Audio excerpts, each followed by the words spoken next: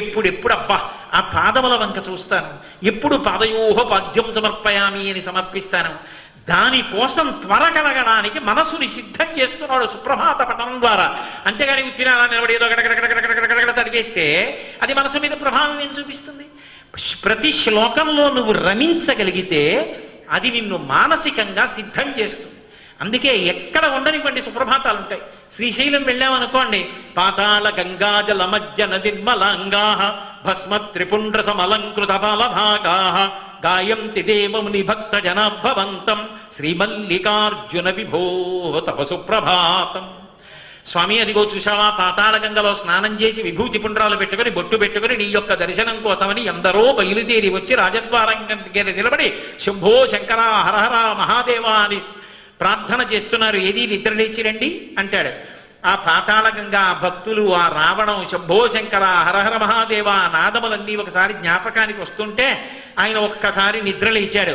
అమలం కమలోద్భవ గీత గుణం చ మదం స మదాసురనాశకరం రమణీయ రుచిం కమనీయ తనుం నమస్సంబ శివం నతపాపహరం శివం శంకరం బంధురం సుందరేశం నటేశం గణేశం గిరీశం మహేశం దినేశేందు నేత్రం సుగాత్రం మృడాణీపతిం శ్రీగిరీశం హృదా భావయామి. ఆ లోపల ఒక్కసారి ఆ పార్వతీ పరమేశ్వరులను భావన చేస్తుంటే మనసంతా ఆర్ద్రమై ఎప్పుడెప్పుడు పూజ కెడదామా అని త్వర కలిగింది. అంటే శరీరాన్ని ఎలా సిద్ధం చేస్తున్నాడో మనసుని కూడా అలా సిద్ధం చేస్తున్నాడు. ఎందుకు వచ్చింది ఆచార కాండంతా? నువ్వు ఏ పని చేస్తున్నావో ఆ పని మీద నీ మనసు నిలబెట్టేటట్టుగా చెయ్యడానికి. ఆచారకాండలో ఒకరు ఊర్ధ్వపుండ్రం పెట్టుకుంటారు, ఒకరు తిలకం పెట్టుకుంటారు, ఒకరు విభూతి పుండ్రాలు పెట్టుకుంటారు. ఏది పెట్టుకున్నా దేనికి పెట్టుకుంటారు అంటే మనసు భగవంతుడితో అనుసంధానం అవడానికి.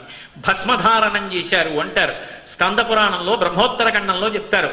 భస్మ అంటే భ అంటే భగవంతుడు, స్మ అంటే స్మరణ. అమ్మ కడుపులోంచి బయటికి రావడానికి పూర్వం 9 నెలలు లోపల ఉండిపోయి శరీరం పెరిగిపోయి కదలడానికి చోటు లేక కటిక చీకట్లో ఉండి తను విసర్జించినటువంటి మలమూత్రములలోంచి పుట్టినటువంటి క్రిములు తన కోమలమైనటువంటి శరీరాన్ని కొరికేస్తుంటే, స్వామి ఇక నేను ఉండలేనయా, నవమాసంబు ఘటిల్లె చాలునిక నాకా గర్భవాసంబు నివసింపన్ పని తీర్చి కావుమిక నన్ని సత్కృపన్ శంకర, నన్ను బయటికి పంపించవయా అని ప్రార్థన చేస్తాడు. తీరా ప్రసూతి వాయువై పరమేశ్వరుడు బయటికి తోసేసేటప్పటికీ శఠమనేటటువంటి వాయువు వచ్చి పట్టుకుంటే పూర్వజన్మల యొక్క స్మృతి నశించిపోతుంది. మళ్ళీ సంసారంలో పడిపోతాడు. మళ్ళీ ఆటలు పాటలు అల్లరి అన్నీ ప్రారంభం.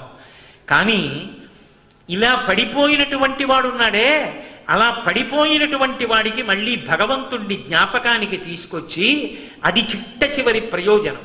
నువ్వు నమ్ముకున్నవి ఏవేవి నీవని అనుకుంటున్నావో అవన్నీ చిట్ట చివరికి బూదిగా మారిపోతాయి. బూది ఇంకా ఏమవదు, అది మిగిలిపోతుంది.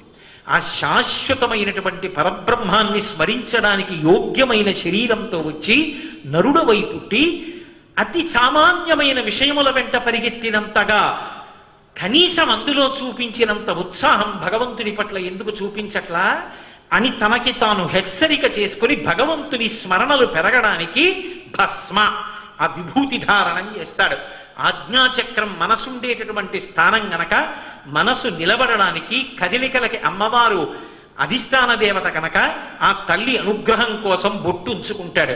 ఉంచుకుని ఇప్పుడు పూజకి వెళ్ళాడు. పూజకి వెళ్ళిన వాడు పూజకి కూర్చున్న తర్వాత వెంటనే పూజ మొదలు పెట్టాడు. ఆగమార్థం తు దేవానాం గమనార్థం తు రక్షసాం కురు ఘంటారవం. ఓ గంట